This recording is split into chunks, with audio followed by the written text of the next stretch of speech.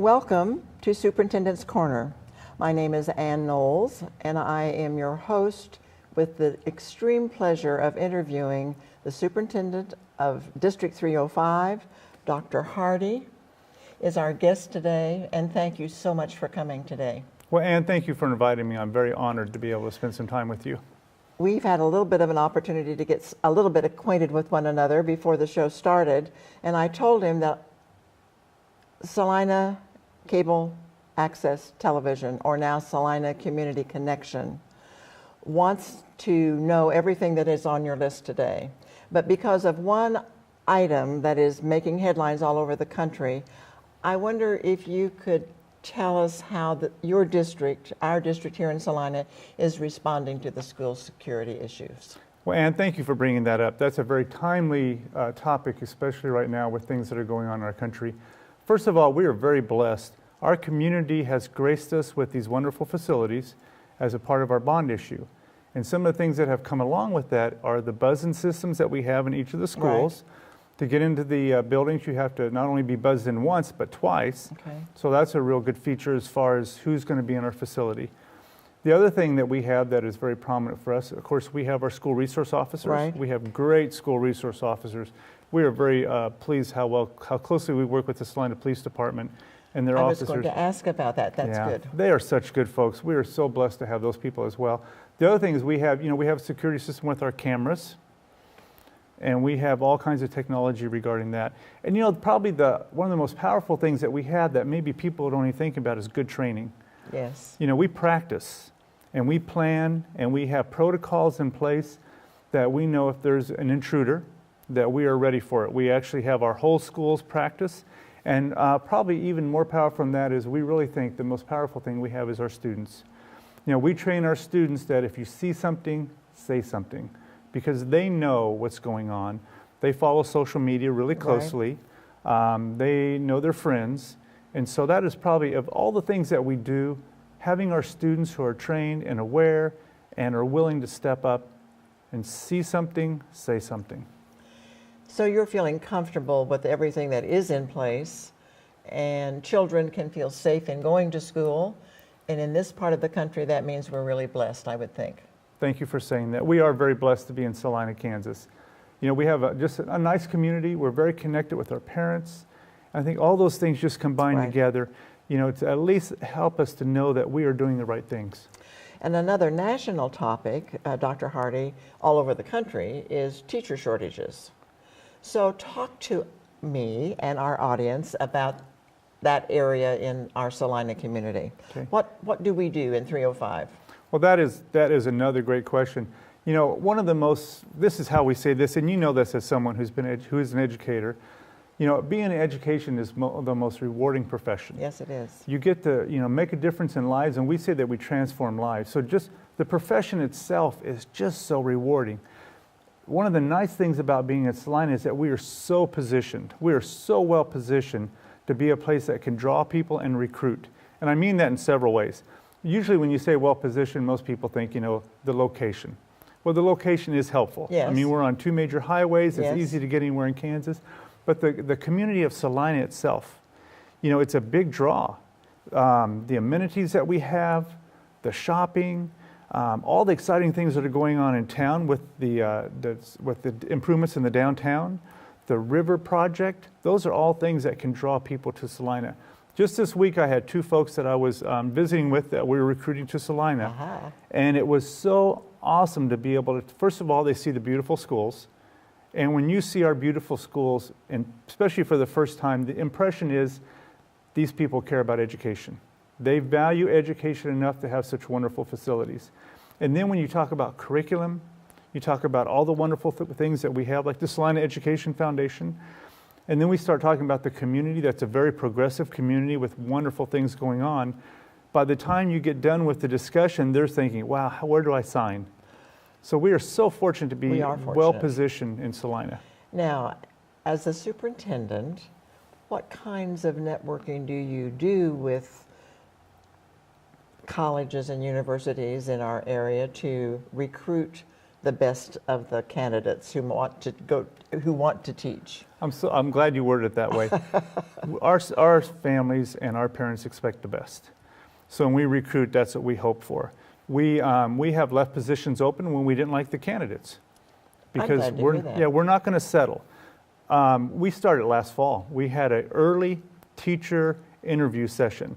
Usually you start in the spring, but we started last fall. We made some great contacts. So we started a lot earlier than usual even.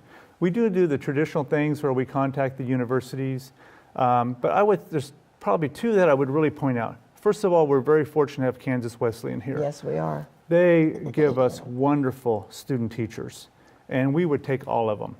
They do such a nice job for us. They do a wonderful job of preparing them. So when they get to us as student teachers, we give them an experience they really can't get very many other places. So they want to student teach in the Salina USD 305.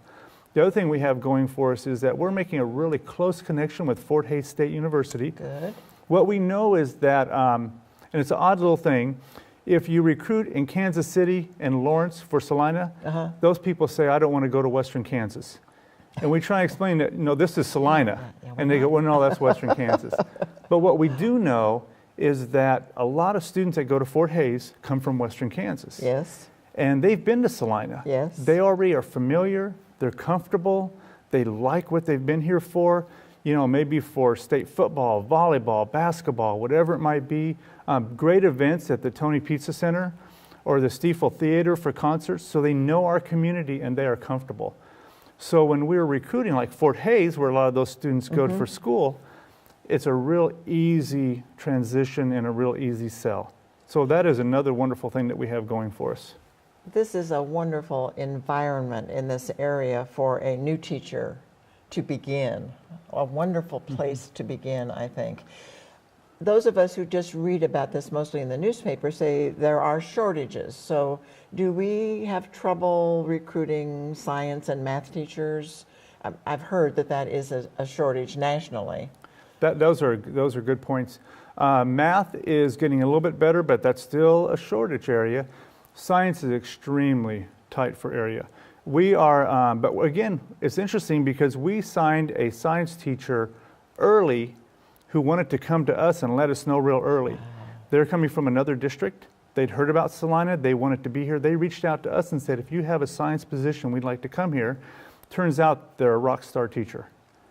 So we are so fortunate to have that person coming to our district because they wanted to come to Salina.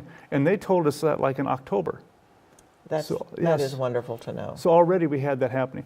Of course, special education is always a challenge. It is. And you know, I used to think that, you know, I would try and talk people into being in special education, but I don't think that's the right way to go. Special education is a calling, it's a passion, and what we found is if we can get folks to see that, they just love what they do, and it is extremely rewarding. I had heard that District 305 is sort of a beacon for families who have special education children because the education they can get in our public school system in Salina is much better than just satisfactory. Thank you for saying that because that's very true. I wish everyone had the opportunity to get to see what I see. When you step into our classrooms for students with special needs and those teachers of those students, you just can't help but to leave feeling so affirmed that we are doing amazing things for our students. I would think a parent of a student in our district, you know, maybe when that child comes into the world, it didn't turn out the way you thought it was going to be, right. Or things that happen along the way. But when you come to our school district and your students are in our special needs classes, the hope is there and it's dramatic. And I know we get wonderful praise from our parents thanking us for all the efforts that we have. And it's amazing. The students, the things that we're doing, oh my goodness. I leave those buildings and I just say a special prayer every time. You feel like, we're doing this. Mm-hmm. And part of the way that District 305 does some of that for other kinds of education, just spend a minute with us on our alternate educational sites for people who are coming back or for those students who are not doing well just in a conventional classroom. District 305 deals very well with that group of very important future citizens as well. That is so true. We honor all our students. And we have opportunities. For example, we have a Salina West, which is our alternative school. Those students are amazing. They are just amazing. Many of them have every excuse that they could just quit and give up, but they have not. And they're there, and they're going to get their diploma. It's just a wonderful environment for students. It is. We have several programs that are just amazing that we do. Opportunity Now, which is another alternative school. Project Search is an amazing program that we have for students that are special needs or challenges. And we have a wonderful relationship with our hospital here, and they help us to intern these students. Oh, that's wonderful. They get all these interesting experiences for work experiences, and they turn out to be wonderful employees. They are in big demand. And then I guess the other thing I want to point out is we also are the sponsoring district for the Adult Ed Center. Okay, I don't know that everyone knows that. Yeah, and our Adult Ed Center, the Salina Adult Ed Center, is a very special place. These are folks who want to up their game so they can either get their diploma. They might be English as a second language, so they're learning English. We also have a wonderful program where folks can come in and learn and really get their job skills. And that is one of the most rewarding things. It's like a boot camp for job skills. At the end of that, I want to say it's a 6-week period. They're employed. That is so amazing. they might have come to us with no possibilities, but they know that they want to improve their way of life. And they go through this program, and at the end, at the graduation, the employers that we're connected with employ these people, and they come to the graduation. It's really a great experience. It gives us a whole global picture of continuing to learn, continuing to succeed, to overcoming challenges, and making a success of the life that you're going to lead. And when a public school district can do that and do it well, there is no way that a private school can even match it. That's just my personal opinion. You don't have to agree with that, Okay. Dr. Hardy. Well, of course, I'm probably a little biased, but you think about, no one is expendable. No. Every single person is important. Right. In our community, we need everyone to do. contribute. We do. It would be fun sometime in the future just to do a program with interviewing some of the students who come out of these the very college prep kids and the special ed kids and the adults who are coming back to get their GED, just so that Salina knows how successful we are being, or the opportunities that we're offering the citizenry through District 305. Let's just segue a tiny bit and talk to me about the wonderful ribbon cutting events that are coming up. Well, that's wonderful. We are so excited about this. A community says a lot about how it values education when it actually puts out support. And we are so blessed with this bond issue. I know it's been a long project. Right. All of our buildings have been touched in some way. Right. And we're getting to the point where we're not quite wrapped up, but we're getting very, very close. So March 12th of this year, of course, this upcoming here soon, is a ribbon cutting for Central High School. And wow, what a project that's been. It is amazing. It's beautiful. It is beautiful. It fits really well. The thing I think I'm real impressive with South High, the same concept is, instead of building a school and trying to squeeze in curriculum, we built curriculum and built a school around it. Yes, you did. And that was support from the community. Yes, The community yes. identified these are things that are important, and this is what we need to do. So we listened, we internalized it, and the schools reflect the needs of the community. So that's March 12th. April 24th, of course, is our ribbon cutting for Salina Stadium. How is that going to look different? See, I don't know. So why is it different? That's, I thought it was going to be interesting as well, because, you see the field. Right. And the bleachers, and people think that's the stadium. There's a lot more to it, like the concessions area. Okay. The restrooms, and the elevator, the going up to the press box. And the press box itself, this is a very well-used facility. Yes, it is. And it is it attracts people to Salina for state football. And people expect to have a good experience. Right. And so it's another one of those things that reflects well upon Salina. Yes. So it's well done. I appreciate that the effort was made through to match it to the stadium, or match it to the building that's there. So it's brick, and it's very well done. That's exciting to know. I guess I hadn't thought so much about that. I've been going to football games this last season. I watch high school football quite a little bit. But the fact that you're having a ribbon cutting for that, and that's late in the afternoon, 4:30 p.m. it says. Yes, ma'am. Are there going to be is there anything special going to happen with that ribbon cutting? Well, we're inviting the community, of course, Right. and we'll have the dignitaries that are there. And a lot of people have contributed and put a Okay. lot of time and effort. And so, of course, they'll all be invited as well. And then probably the next obvious question is, so what's going to happen with Salina South? Where are we with that? Right. If you drive by there, you go, oh my gosh, this thing is not going to be done for years. But if you were to drive around and you would see the wings, how close they are to being done. The real effort still left here is, you know, to finish up one of the big wings, and then what you see out front when you drive on Magnolia. So we're close. We think it'll be late summer, early fall. It would be wonderful if we were able to get it done before the new school year started next fall, but we're not too sure about that. We had originally planned towards the end of September, but we think it's going to be around the end of summer, beginning of September. Everyone at that educational institution must be very excited. I know everyone at Central was. I'm more familiar with Central. But just think how the principal and the teachers and the students are feeling about this metamorphosis that's happened at South. And it's a real compliment to our students and staff there. I tell people we built a high school on top of a high school. Because, you know, we moved everybody out. That's We a good point. tore something down. We built the wing and moved everybody back in. I believe some of the teachers have moved 2 or 3 times.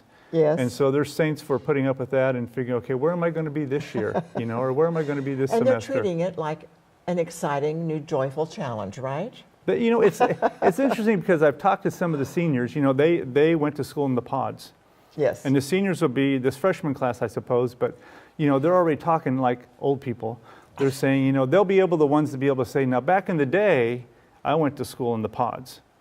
You know, so they're real proud of that, I think. And that's a good historical memory. It is. It's a good It is. historical It's a really memory. unique experience. People years down the road, they won't even know what they mean by that. We're a public school system in 305, and we have a Board of Education. What role does that play? How do you see your leadership with that board helping the growth and the challenges that we need to continue to meet in Salina? Tell us about the Board of Education. Okay.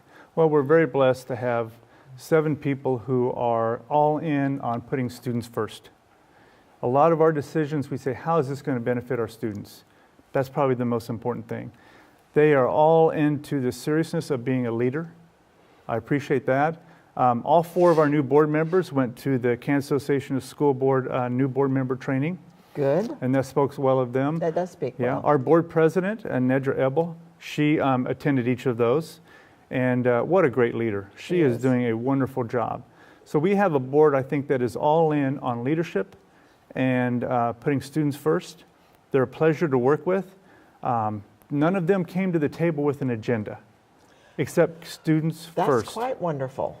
It is. I think we're pretty blessed. You know, when I saw the list of folks that were running for the office, right away I thought, wow, how lucky are we? All these people want to give back. They want to make a difference, and that's why they're here. So we're very fortunate. And the board meets when and where? Our board meets generally the 2nd of Tuesday of each month, sometimes the 2nd and 4th, depending on the month. They meet at the district office, and our meetings are open, of course, to the public. Right. Citizens can go and listen to the dialogue, or if they have a family member getting an award, they can observe that as well. I'm glad you said that. That is one of the neatest things about our board meetings. We honor people. You know, every so often we honor our students from the buildings that have done, you know, the Scholar Awards. We recently just did orchestra and band and choir.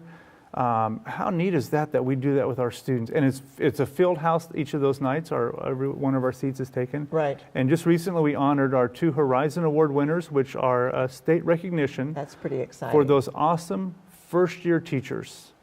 And we also honored our we've honored Kansas Teachers of the Year. So we do all these type of things, and it's just so affirming. You know, board members don't get paid. No, I know that. A lot of people think board members get paid. They don't get paid. So their reward is they get to see this, an affirmation of the things that they do, the policies that they implement, how it pays off. And they will stay in touch with those students for years to come. Just let me assure you of that. I have former students who are now in their 50s. I still stay in touch with them. That has been the biggest reward of my life. And it has been a wonderful bond for the student. So you are leading a field, an educational, challenging field that makes all the difference to the future success of this country, by the way. I'm glad you said that. That's another, I guess, plug I would put in for people wanting to be in education. When you talk about transforming lives, it takes a little bit of time, maybe as you see things happening in your classroom, but years down the road when you run into that student and you go, wow, I had this student and here they are with their family. Have a great job, they're doing wonderful things in our community, and it just makes you realize you did transform a life. When you have had wonderful memories of being in a school system and you grow up, you get married, and you share those funny memories with your children, when you're going back to the hometown, the first place you want to take your kids, is this where I graduated? Mm-hmm. And I can tell you who our superintendent was. That's very impressive. It is just one of those core things that makes life worthwhile, I think. Mm-hmm. And that's why in Salina, we have just, that's the heart of our community. We hear that often. I run into people all around this community who graduated from our schools. They're very proud of that. You might just give us a brief postscript on how successful the bond issue was for this community. You know, I think that's, we have a whole initiative, of course, in Kansas that we're doing some different things called Kansans Can. Yes. And if I just segue into that a little bit. That would be perfect. Because our bond issue, I don't know if folks, maybe people think the bond issue is to just build buildings. But it is so much greater than that. This bond issue allowed us to have new curriculum. Our pathways are, we used to say, students had to come to school, right? Yes. And the idea is if it's really good and it's applicable and they can see the meaningfulness of schools, they don't have to come, they get to come.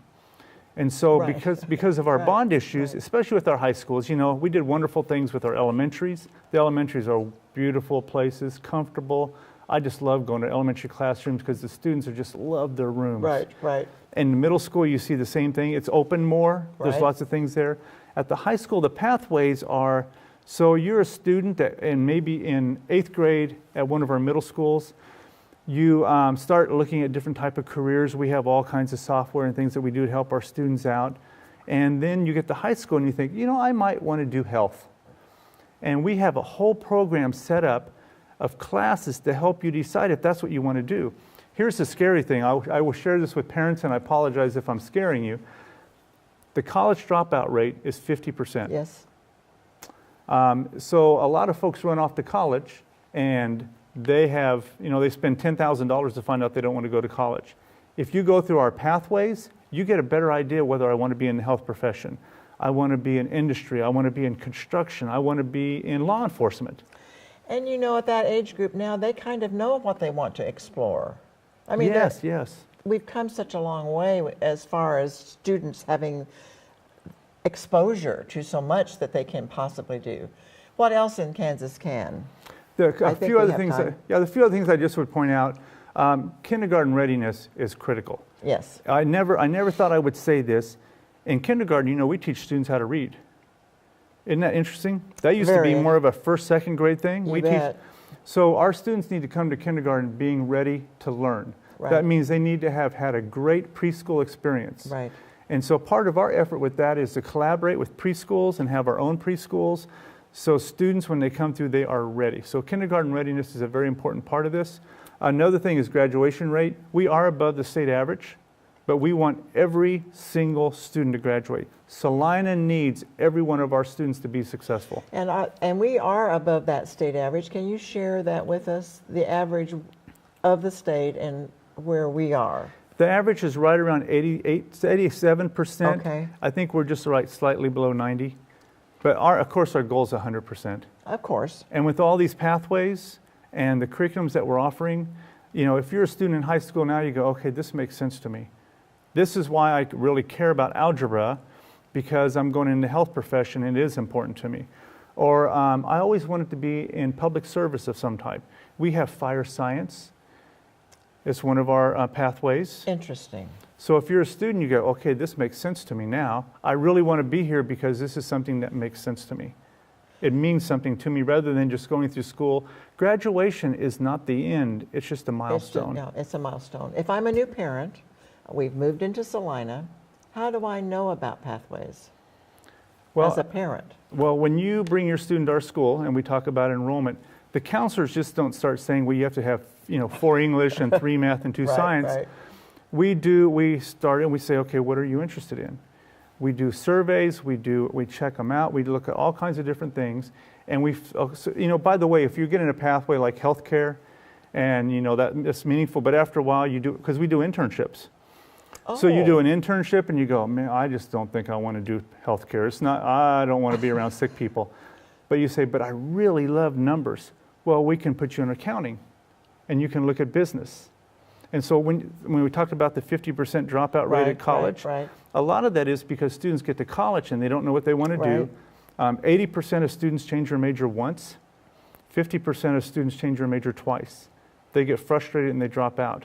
We can help you as parents. As your students go through our pathways, they get affirmed, and when they go to college, they pretty much know what they want to do. And so they're not changing majors and dropping out. We also know that only 35% of jobs require a college education. Right. So we are tight in with the Salina Area Technical College. I was going to ask you that question. Yes. We have all those opportunities for our students, and the trade skills. First of all, you don't graduate with that huge college debt. You're out of school maybe in a year or 2 years. You make as much as a college graduate, and you step into a job right away. Yes, you And do. Salina needs those folks. Yes, we do need those folks. In fact, there's just been an article in the paper about the fact that we cannot find enough people to hire in our area because they're not available. We're employing them all. They're being employed. Do we still have or persuade parents to come in and see how their child is doing in the traditional way of student teacher nights and that kind of thing? This is very interesting how we've just made this transformation in education. A parent-teachers conferences, if you've been, as a parent, when you go through school, by the time you get to be, sophomore, junior, you go as parent-teachers conferences out of guilt. You can look online and see your students' grades, and we're going to tell you what's going on. But now our parent-teachers conferences are about careers. That's Career good to know. planning. That is good to know. That is good to know. I want the audience to really listen to that. I think some parents are kind of afraid to go and see how Johnny or Susie's really doing, and they don't all turn out as they should. And sometimes the student whose parents are most necessary for them to go are the parents who stay home. And I want the district to continue to encourage those parents to come to school to see how Johnny's doing. Well, we feel this huge responsibility. The community has graced us with all these awesome buildings. We get wonderful support from our community. The Salina Education Foundation, people that come to our classrooms and speak, we are so, so blessed. So we feel this heavy responsibility to do our job to put students out into the community that are ready. Remember, 71% of all jobs require some type of industry-recognized certificate, license, or diploma. Do we do any studies local? I don't know that this is the school district's job to see how many of those wonderful kids who graduate want to go to college and come back here. We probably don't do much I'm of not that sure yet. that we go in that kind of depth, but we are responsible for our students beyond high school now. It used to be at diploma, or at graduation, we said we're done. No, we follow our students all the way to their sophomore or junior years, 2 or 3 years out of high school. That's wonderful. Give us one new challenge that you want to meet, and then we'll say goodbye for this session. Well, I think the 71% is key. Okay. We need 71% of our population to have that industry license, certificate, or diploma. And we're trying to make sure that all of our students coming out, we want them to be part of that 71%. And it starts at kindergarten readiness all the way through to their senior year in high school. Dr. Hardy, Salina is very fortunate to have you as the superintendent of District 305. Thank you. Thank you for being here today. It's my honor. Thank you very much.